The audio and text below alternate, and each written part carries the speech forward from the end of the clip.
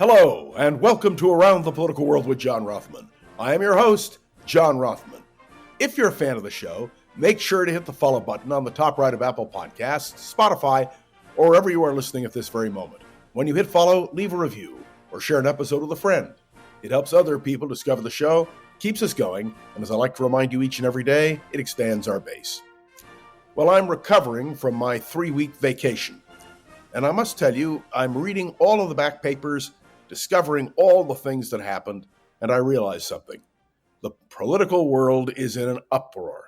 It's in an upheaval. There are things going on that, well, we never would have imagined. And so one of the things I wanted to talk about today is, what do you do when you find the political world turned upside down? Joe Biden is out, Kamala Harris is in. Donald Trump is in, the Bush and regular Republicans are out. The situation in Ukraine continues to deteriorate. Indeed, there is now an active war between Russia and Ukraine. And, of course, in the Middle East, it's an amazing story because Benjamin Netanyahu, the Prime Minister of Israel, is now being made a villain by many because Hamas is as inflexible as ever. In other words, there seems to be no logic in terms of our order. And, of course, Donald Trump flip-flopping right and left on abortion.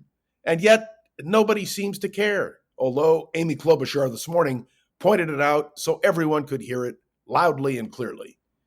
Yet, we know that no matter where we turn, politics are in an upheaval. And yet, we also understand the stakes in our political process. What happens in the world matters. Now, somebody asked me what I think the election outcome will be.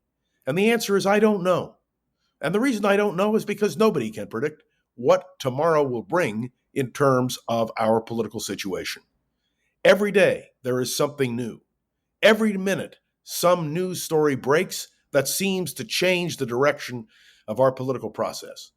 But there are two constants in this race: the personalities and leadership and issues articulated by Kamala Harris and articulated by Donald Trump.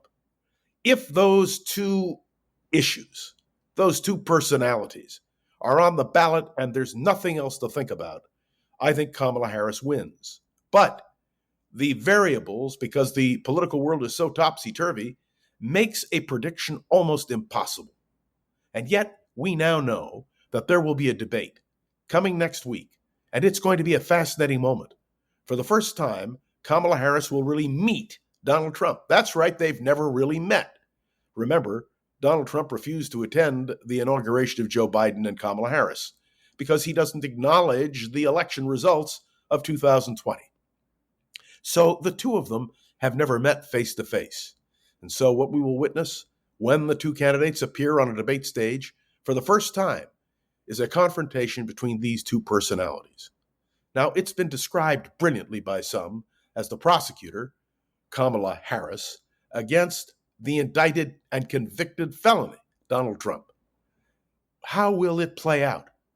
Now, we know that Donald Trump tends to be very spontaneous, but there's no doubt that he is now being prepped, and he's thinking seriously, because I think Donald Trump understands that there's a lot on the line here. It's not just his political future, the future of the Republican Party, but it also is the future of America itself. And so these two candidates must now prepare for their confrontation. And boy, oh boy, I can't wait. I imagine that there will be more Americans listening to that debate, or should I say joint appearance, than at any other time in American history. But let's also understand that the political world, as I just said, is topsy-turvy. And that means anything can happen between now and then, particularly in world politics. So one of the things I learned in Europe, and it was an interesting trip for me to spend 3 weeks traveling, talking to people, seeing things, that overwhelmingly Europeans are afraid of Donald Trump.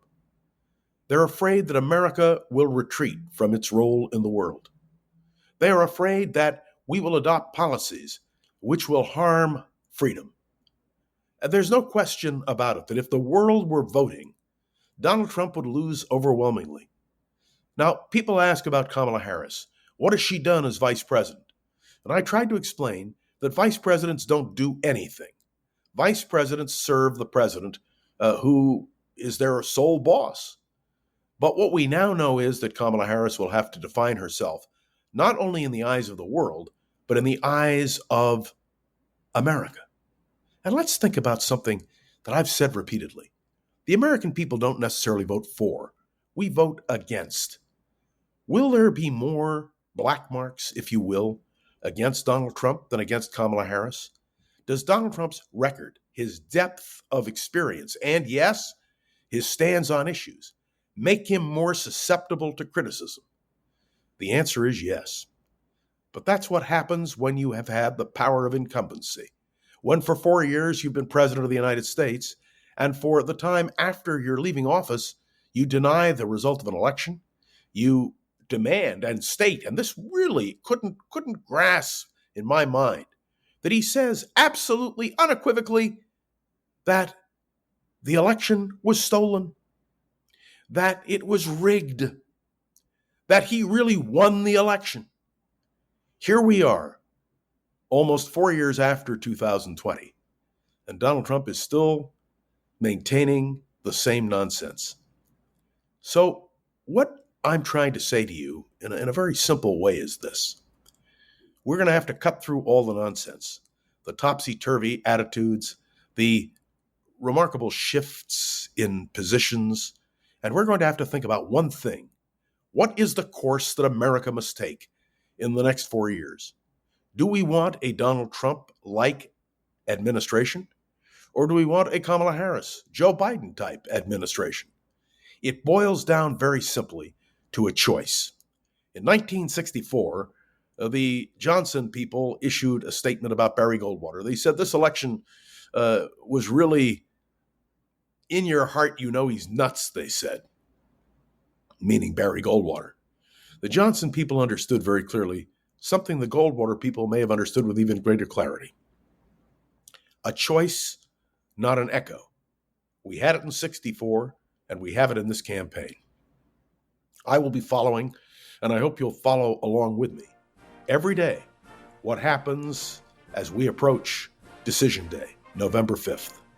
I'm John Rothman, in a topsy-turvy political world, hoping 5 days a week to be able to offer to you some sanity.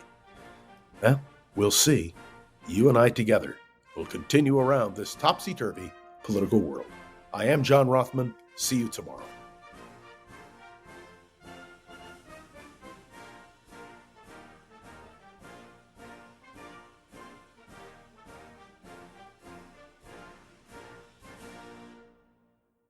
Around the Political World with John Rothman is proud to introduce our first sponsor. That's right. We have someone who loves what we do, and I have to tell you, I love what she does. Be Bold America is produced by KSQD, and of course, the person who leads us through these great discussions is none other than Jill Cody. She's an author, a radio personality, and she does one heck of a job of putting into focus major issues, from protecting democracy to our climate. Let me tell you, the topics on the podcast are serious. It's not for the faint of heart, but that's to say, the show is for all of us. Be bold in America. In an election year, what can we do to increase discussion, debate, and the rest? I'll tell you what we can do. Listen to Jill Cody as she exposes all of us to the issues. You can tune in on Apple Podcasts, Spotify, YouTube, or wherever else you like to get your shows. So this is John Rothman, delighted, pleased, thrilled to endorse Jill Cody's wonderful program, Be Bold, America.